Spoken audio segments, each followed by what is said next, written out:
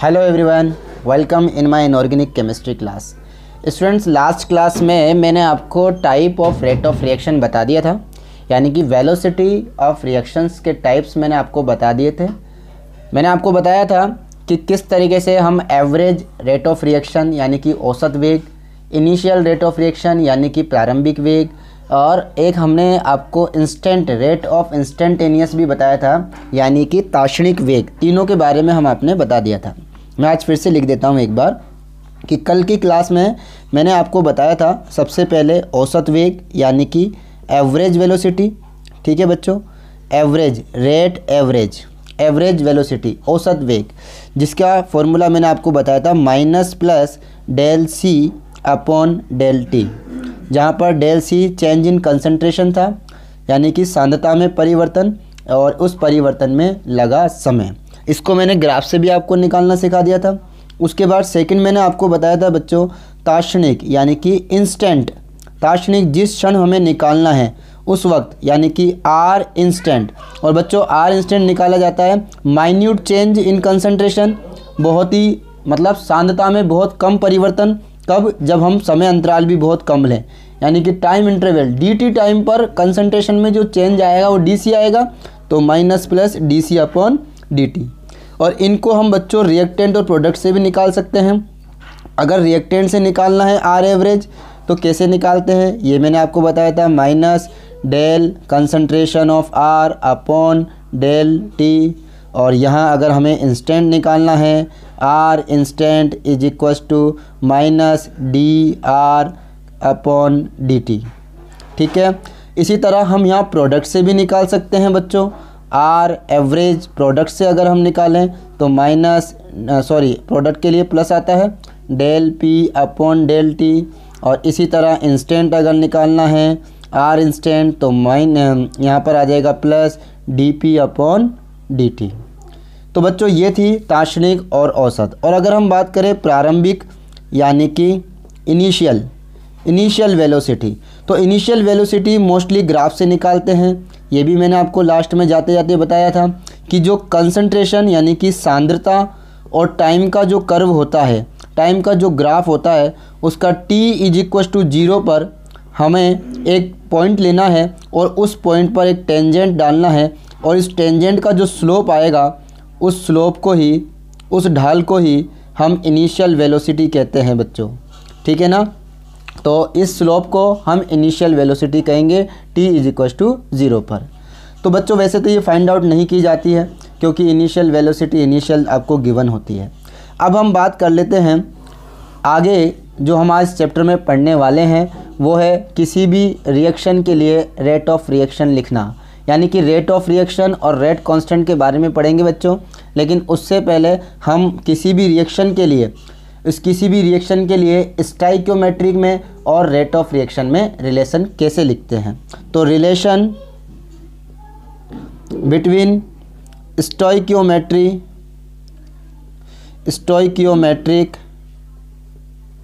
Of reaction and rate of reaction. ठीक है ना, यानी कि अभिक्रिया की रस समीकरण मिति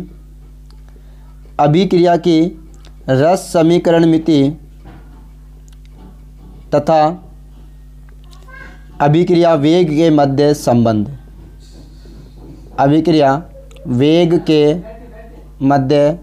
संबंध, देखिए बच्चों कोई भी केमिकल रिएक्शन आपको दी जाती है तो उसमें हम कैसे उसको अभिक्रिया वेग से यानी कि रेट ऑफ रिएक्शन से संबंधित करेंगे। तो बच्चों माना कोई केमिकल रिएक्शन है A जिससे आपका प्रोडक्ट बनता है B। ठीक है ना, आपने सपोज किया कि आपकी केमिकल रिएक्शन में A एक रिएक्टेंट है और इससे आपका B प्रोडक्ट बन रहा है। ठीक है बच्चों, ये आपका प्रोडक्ट बन रहा है और ये आपका रिएक्टेंट है। अभी एक सिंपल रिएक्शन मैंने यहाँ पर लिखी है A कन्वर्ट इनटू B। तो वी नो वेरी वेल, हम जानते हैं कि A की यहाँ पर जो रेट है rate of disappear of A, यानी कि A के डिसअपियर होने की जो रेट है, rate of the disappearing of A, यानी कि A के डिसअपियर होने की rate minus DA upon DT। यानी कि ए के डिसेपियर होने की, ए के गायब होने की, ए के विलुप्त होने की जो दर है वो किसके इक्वल होगी, बी के फॉर्मेशन के। वी नो वेरी वेल, हम सब अच्छी तरह जानते हैं कि जो रिएक्टेंट होता है ए, ये जो रिएक्टेंट है वो टाइम के साथ साथ डिक्रीज़ होता है, यानी कि ये डिसेपियर होगा और ये जितना डिसेपियर होगा उतना कौन बनेगा, बी बनेगा। तो इसके डिसेपियर होने की रेट यानी कि minus D A upon D T इसके फॉर्मेशन की रेट के इक्वल होगा। It means D B upon D T. तो टी टाइम पर ये कितना डिसेपियर हुआ, डी ए, तो ये टी टाइम पर कितना बनेगा, डी बी। जितना ये डिसेपियर होगा उतना ये बनेगा। तो ये दोनों को क्या कर देते हैं अपन बच्चों, इक्वल कर देते हैं। तो व्हाट इज़, तो दिस इज़ माइनस का D A upon D T. ये माइनस बताता है यहाँ डिसेपियर होने को बच्चों, ये माइनस जो है यहाँ डिसेपियर होने को बताता है, ठीक है, ध्यान रखना। तो minus D A upon D T is equal to है यहाँ पर rate of disappear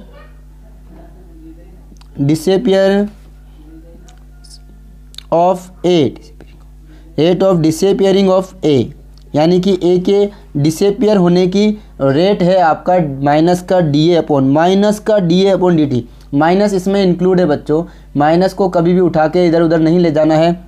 minus D A upon D T क्या है यहाँ पर, rate of disappearing of A, यानी कि ए के डिसेपियर, हिंदी में लिखते हैं इसको ए की विलुप्ति की दर, ए की विलुप्ति की दर, क्योंकि ए यहाँ पर विलुप्त होगा, विलुप्ति की दर, ए के ख़त्म होने की दर किसके इक्वल होगी, what is D B upon D T, D B upon D T ये है बी के rate of formation of B, rate of formation of B, B के निर्माण की दर के बराबर है, बी के निर्माण की दर के बराबर है। तो इस रिएक्शन के लिए एक जनरल इक्वेशन लिखा है मैंने, अभी कोई स्टाइक्योमेट्रिक कोफिशिएंट नहीं है।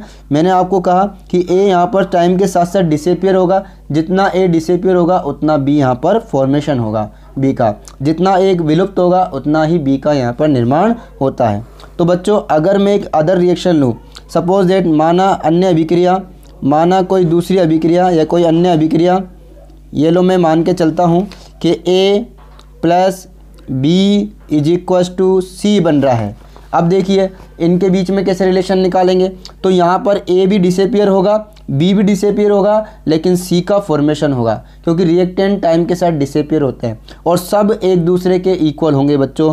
तो माइनस का D A upon D T ये किसके इक्वल होगा बच्चों, इज इक्वल टू माइनस का D B upon D T is equal to plus का D C upon D T.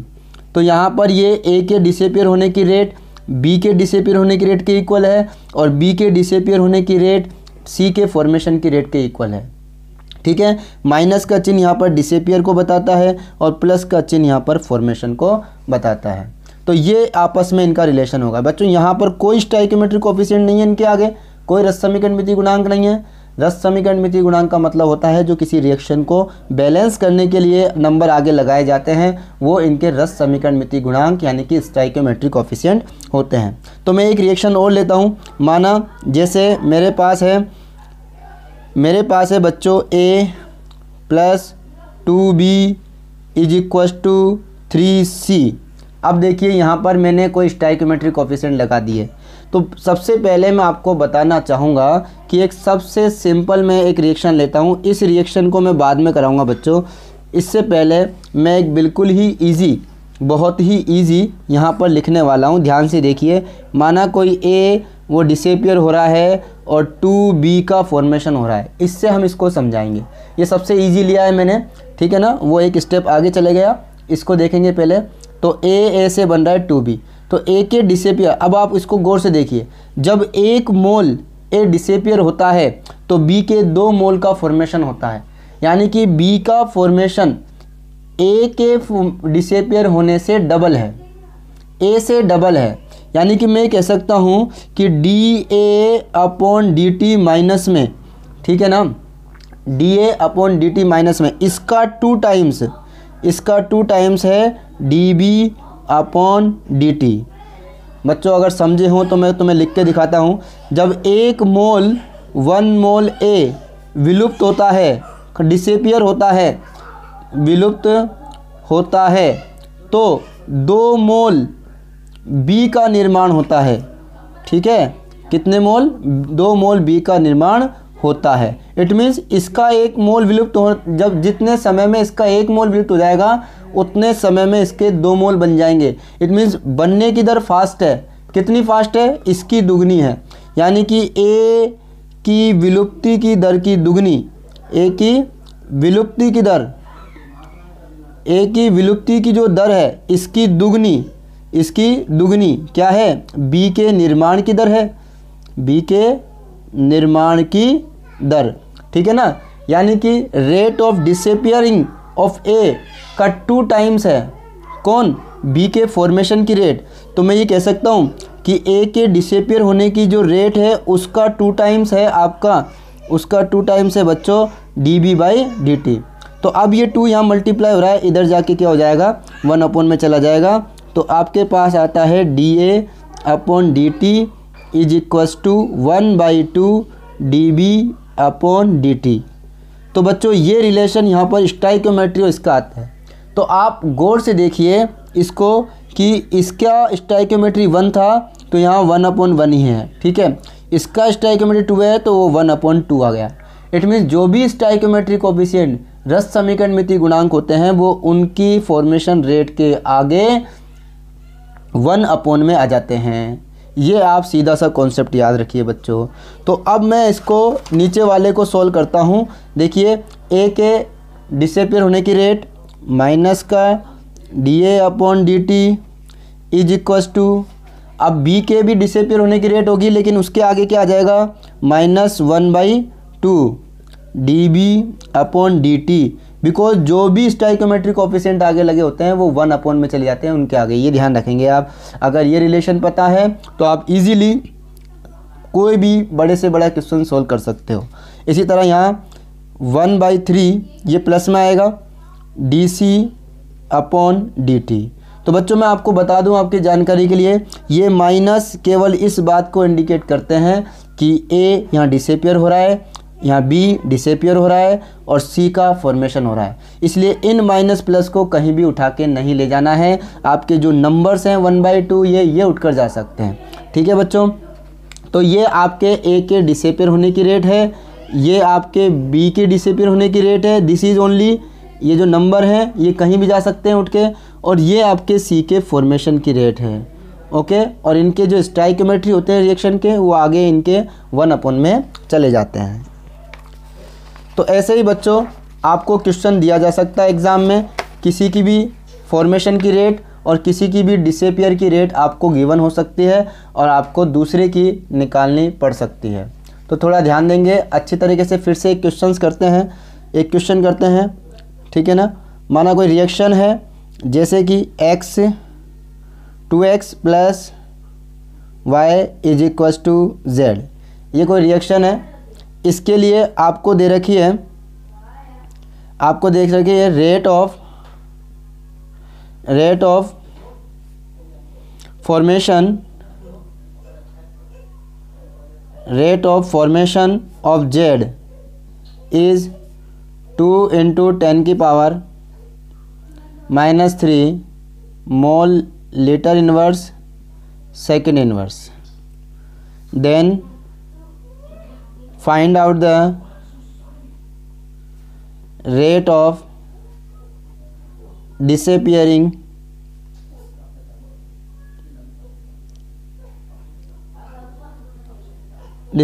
of x। देखो ये क्वेश्चन है, इसमें आपको रिएक्शन गिवन है 2x + y is equal to z, और इस क्वेश्चन के अंदर rate of formation of z के निर्माण की दर आपको दे रखी है। ये z के निर्माण की दर है और आपको x की विलुप्ति की दर निकालनी है। तो फर्स्ट ऑफ ऑल ऐसे क्वेश्चनों के लिए हम सबसे पहले रिएक्शन को देखते हैं। रिएक्शन के अंदर जो आपको रिएक्शन गिवन है उसको हम रेट लो एक्सप्रेशन बना लेते हैं, इसकी रेट निकाल लेते हैं। देखो 1/2 माइनस का dx/dt, okay, is equals to, अब y के लिए लिखेंगे माइनस का dy/dt is equals to plus का dz/dt। ये रिलेशन आया है बच्चों अकॉर्डिंग टू स्टाइकोमेट्री इस रिएक्शन के लिए। अब इस रिएक्शन के अंदर आपको निकालना क्या है, find out the rate of disappearing of x. तो सबसे पहले रेट ऑफ डिसअपियरिंग एक्स को कैसे लिखेंगे, डिसअपियर हो रहा है, it means D X upon D T minus का, ये आपको फाइंड आउट करना है। D X upon D T minus में ये आपको फाइंड, अब ये पूरा माइनस अपने आप में डिसअपियरिंग को रिप्रेजेंट कर रहा है, डिसअपियरिंग इट मीन्स माइनस, ठीक है। तो माइनस का D X upon D T आपको फाइंड आउट करना है। देखो बच्चों इसको देखिए, और आपको दे क्या रखा है, z। तो z में और x में क्या रिलेशन है वो हम यहाँ लिखते हैं, माइनस का 1/2 D X upon D T is equal to D Z upon D T. अब इस इक्वेशन के अंदर से हमें निकालना क्या है, हमें ये निकालना है बच्चों, ये निकालना है हमें, minus D X upon D T मुझे निकालना है, minus D X upon D T मुझे निकालना है। तो यहाँ 2 जो है बच्चों वो डिवाइड हो रहा है, उधर जाके मल्टीप्लाई हो जाएगा, तो 2 into D Z upon D T, और D Z upon D T होता है जेड के फॉर्मेशन की rate, the rate of formation of Z. तो क्वेश्चन में क्या गिवन है आपको, गिवन क्या है, rate of formation, rate of formation यानी कि प्लस किसकी, D Z upon D T, ये आपको गिवन है। कितना गिवन है बच्चों, 2 इंटू 10 की power -3 mole litre inverse second inverse. चलिए ये गिवन है, तो हम यहाँ ये निकाल सकते हैं, D X upon D T is equal to 2 into D Z upon D T कितना गिवन है, 2 into 10⁻³ mole litre inverse second inverse. तो आपके पास आंसर आ जाएगा बच्चों, माइनस का D X upon D T is equal to 4 into 10⁻⁴ कितना लगाएं बच्चों, -3 mole litre inverse second inverse. ये आपका x के डिसअपियरिंग होने की रेट होगी बच्चों।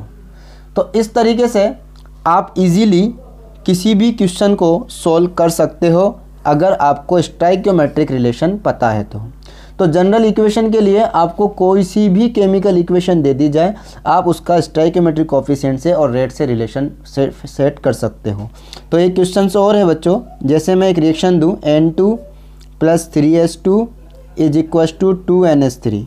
इस रिएक्शन के लिए अगर मैं रेट लो एक्सप्रेशन या हम इसके लिए रेट डिसाइड करें, N2H2 किसी से भी रेट निकालनी है, N2 की रेट निकालनी है, तो rate of disappearing of N2 dN2 upon D T minus में इज इक्वल टू माइनस का 1/3 dH2 upon D T is equal to 1/2 dNH3 की concentration divided by D T. तो ये इसका रिलेशन है बच्चों। अब ये आपको यहाँ कैसे भी लिख कर दिया जा सकता है, हो सकता है इन दोनों के बीच में रिलेशन इस 2 को यहाँ लगा दिया जाए। तो इसके लिए ये बच्चों रेट डिसअपियरिंग और फॉर्मेशन की रेट हैं जिनका ये आपस में रिलेशन है। तो किसी भी रिएक्शन के लिए आप ये ऐसे रिलेशन लिख सकते हो, ठीक है बच्चों। अब हमारा अगला जो टॉपिक है वो है बच्चों rate constant and rate of reactions, दोनों के बीच में क्या रिलेशंस होता है और कैसे हम रेट कांस्टेंट निकालते हैं। तो बच्चों ये हम आपको बताएंगे नेक्स्ट क्लास में। अभी फ़िलहाल आप इन्हीं क्वेश्चनों की प्रैक्टिस कीजिए, ऐसे ही कई क्वेश्चंस आपको मिल सकते हैं कई जगह, ठीक है बच्चों। तो मिलते हैं हम नेक्स्ट क्लास में नेक्स्ट वीडियो के साथ, नए टॉपिक के साथ। Thank you so much, good bye and take care.